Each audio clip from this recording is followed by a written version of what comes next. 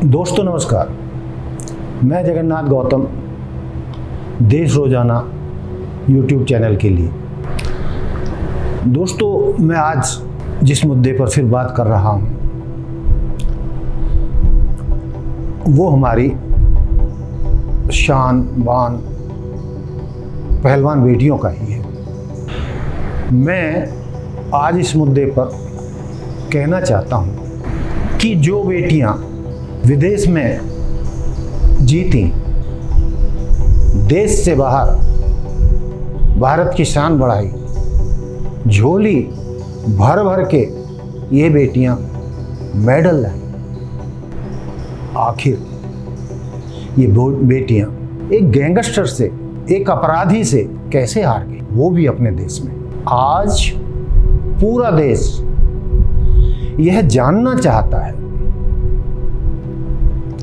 कि इस सरकार ने जो भ्रष्टाचार मुक्त शासन का नारा दिया था, भ्रष्टाचार मुक्त शासन का नारा देकर सत्ता में आई थी ये सरकार, इन बेटियों को न्याय क्यों नहीं मिला, ये देश जानना चाहता है। देश की 142 करोड़ जनता ये जानना चाहती है एक अपराधी के सामने ये बेटियां कैसे हार गई। मैं तो ये मानता हूं कि ये हमारी बेटियां ही नहीं हारी, बल्कि देश के प्रधानमंत्री मोदी जी और गृह मंत्री अमित शाह जी और उत्तर प्रदेश के मुख्यमंत्री योगी जी भी तीनों हारे हैं। वो भी लाचार हो गए हैं एक गैंगस्टर के सामने। मुद्दा केवल इन बेटियों का नहीं है, इस सरकार का भी है। पूरा देश जानता है कि ब्रजभूषण सिंह एक घोषित हिस्ट्री शीटर अपराधी है, जिस पर चोरी, हत्या, अपहरण और गैंगस्टर आदि के अनेक मामले दर्ज हैं। 38 मुकदमे उस पर पहले हैं और अब बेटियों के मुकदमे भी उनमें जुड़ गए हैं। लेकिन सवाल ये पैदा होता है कि योगी मोदी जी के राज में जब दर्जनों अपराधियों पर, जो गैंगस्टर थे या हत्या के आरोपी थे या देशद्रोह के किसी मामले में थे, मतलब कोई भी छोटा बड़ा मामला था, ना केवल उत्तर प्रदेश में या देश के कई अन्य हिस्सों में भी उनको नेस्तनाबूद कर दिया गया, उनको एनकाउंटर में मार दिया गया, उनके घरों पर, उनकी संपत्तियों पर बुलडोजर चला दिए गए। तो फिर यही मोदी जी, हमारे गृह मंत्री जी, इस गैंगस्टर के सामने क्यों लाचार हैं? और लाचार ही नहीं है, एक तरीके से एक और महापाप इस सरकार ने किया है। गैंगस्टर को अंदर करने के बजाय उन बेटियों को ही साम दाम दंड भेद से गृह मंत्री जी ने बुलाकर मैनेज करने का काम किया। साम दाम दंड भेद से उन्हें शांत करने का काम किया कि वो गैंगस्टर के खिलाफ मुंह ना खोलें, इस पर आंदोलन ना करें, और नहीं तो उन्हें कई तरीके की परेशानियों का सामना करना पड़ सकता है। पूरा देश जानता है इस यौन शोषण मामले में जो एक नाबालिग बच्ची थी, जिसकी शिकायत पर पास्को एक्ट लगा था, उसको खत्म करने के लिए भी सरकार ने मैनेज करने का काम किया है। देश जानना चाहता है कि इस राजनीतिक अपराधी ने, जिसने हत्याएं तक की हैं, और हत्या भी कोई छोटी मोटी नहीं, 1991 में समाजवादी पार्टी के एक मंत्री के बड़े भाई की हत्या की थी, और उसको बाकायदा एक चैनल के सामने कबूला।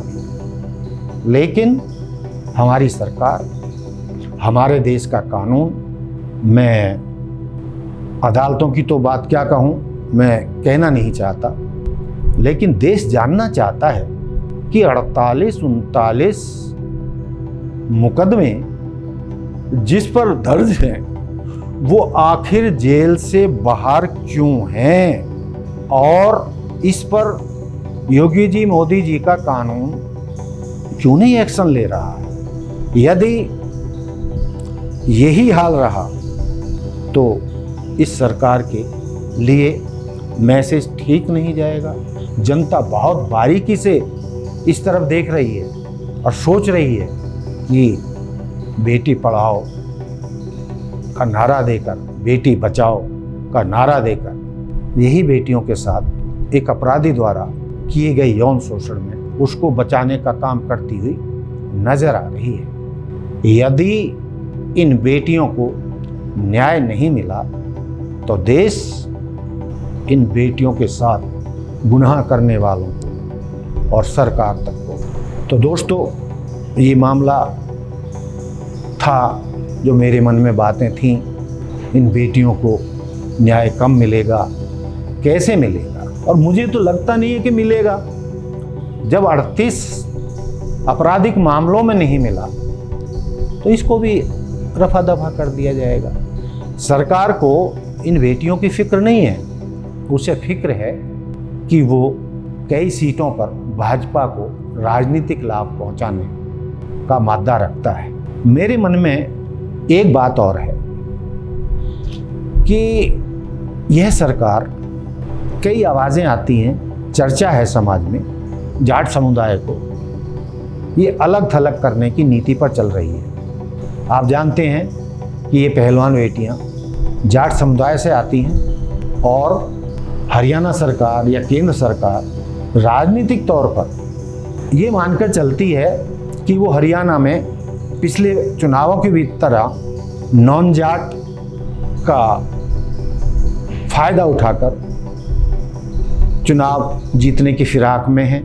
जैसे देश में इन्होंने 80-20 का नारा दिया है, उसी तरीके से हरियाणा में इन्होंने जाट और नॉन जाट के दम पर के मुद्दे पर समाज को बांटने का काम किया है। और उन्हें यह पता है कि हरियाणा में 20-22% जाट समुदाय के लोग हैं, तो बाकी समुदाय भाजपा के साथ हैं, इसलिए भी इस सरकार को चिंता नहीं है। लेकिन देश ये भी जानना चाहता है कि आज ये बेटियां एक जाति विशेष की हो गई, और जब देश के लिए ये मेडल लाई थी तो ये पूरे देश की बेटियां थीं, और प्रधानमंत्री जी ने और पूरे देश ने उनको हाथों हाथ लिया था और उनका इतना सम्मान किया था कि पूरी दुनिया ने देखा था। तो दोस्तों, इंतज़ार कीजिए, मैं भी इंतज़ार कर रहा हूँ, और सब दुआएं कीजिए कि हमारी इन बेटियों को न्याय मिल सके। देखते रहिए देश रोज़ाना। मैं जगन्नाथ गौतम, देश रोज़ाना से मिलते हैं फिर किसी अगले कार्यक्रम में। धन्यवाद। हमारे साथ जुड़े रहने के लिए देखते रहिए देश रोज़ाना का YouTube चैनल सब्सक्राइब कीजिए। साथ ही देश रोज़ाना की खबरें सबसे पहले देखने के लिए प्रेस कीजिए बेल आइकन।